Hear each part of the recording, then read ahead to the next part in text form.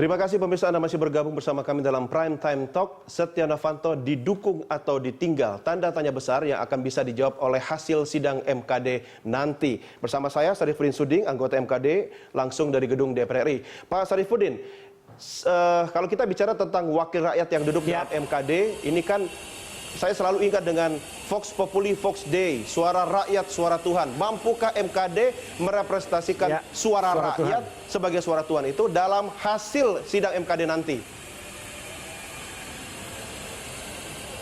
Iya, saya kira dengan desakan masyarakat saat ini saya kira ini kita tidak bisa nafikan begitu saja ini adalah suara rakyat, ini adalah suara Tuhan yang harus didengarkan, yang harus diperjuangkan jangan lalu kemudian suara-suara seperti itu dikalahkan oleh kepentingan-kepentingan sesaat dan saya kira ketika itu terjadi sungguh sangat memalukan tapi sekali lagi saya katakan bahwa MKD ini kan dalam rangka untuk membuktikan ada tidaknya adanya suatu pelanggaran etika ada tidaknya apakah pelanggaran itu patuh diduga melanggar kepatutan diduga melanggar sisi moralitas, diduga melanggar etika kan begitu. Nah, tugas MKD ada di situ sebenarnya. Dan saya juga tetap berharap bahwa independensi MKD ini betul-betul terjaga bebas dari berbagai macam bentuk intervensi, tekanan dan sebagainya gitu loh.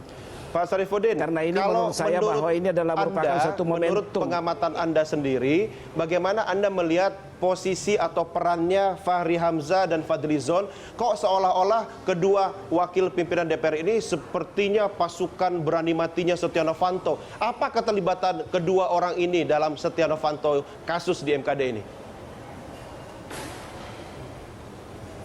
Iya, saya tidak berpraduga boleh jadi apa yang disampaikan oleh kedua pimpinan ini itu karena karena kesetia kawanan dalam rangka melakukan pembelaan.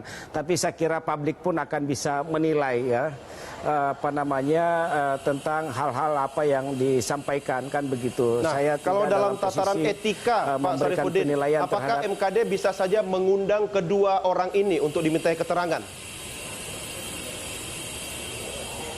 Iya, kalau misalnya dalam rapat internal itu memang dianggap penting apa yang mereka ketahui, apa yang mereka alami atas keterangan-keterangan yang disampaikan ke publik dalam konteks quote and quote melakukan pembelaan terhadap Setia Novanto, bisa saja MKD mendengarkan keterangan yang bersangkutan gitu loh.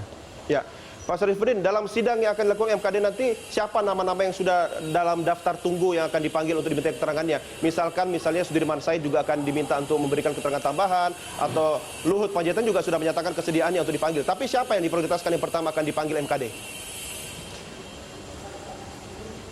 Iya, saya kira satu hal yang pasti bahwa karena ini laporan ini didasarkan pada pengaduan, maka yang pertama didengar keterangannya sesuai dengan hukum acara itu adalah pihak pengadu, lalu kemudian pihak teradu, lalu kemudian saksi-saksi yang ada kaitannya dengan kasus ini apakah itu saksi-saksi yang ada dalam yang hadir dalam pertemuan itu hadir dalam pertemuan ataukah saksi yang merekam pembicaraan itu saya kira ada di situ dalam transkrip yang disampaikan oleh Pak Sudirman Said ada beberapa nama saya kira tidak perlu saya sebutkan dan saya kira publik juga sudah tahu semua saya kira nama-nama itu akan kita panggil lalu kemudian juga boleh jadi nama-nama yang disebut dalam rekaman itu untuk mengkonfirmasi tentang kebenaran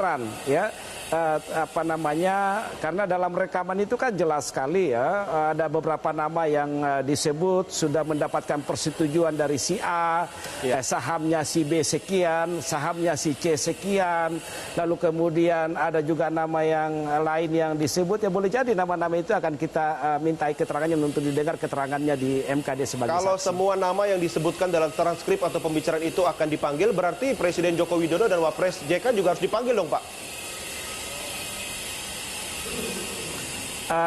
Artinya kan kita menghargai ya beliau sebagai presiden dan wakil presiden. Tidak ada, karena MKD bisa saja ya mendengar keterangan tidak dalam konteks persidangan, mendatangi ya beliau-beliau itu ketika memang dua nama ini dianggap penting untuk didengar keterangannya gitu loh.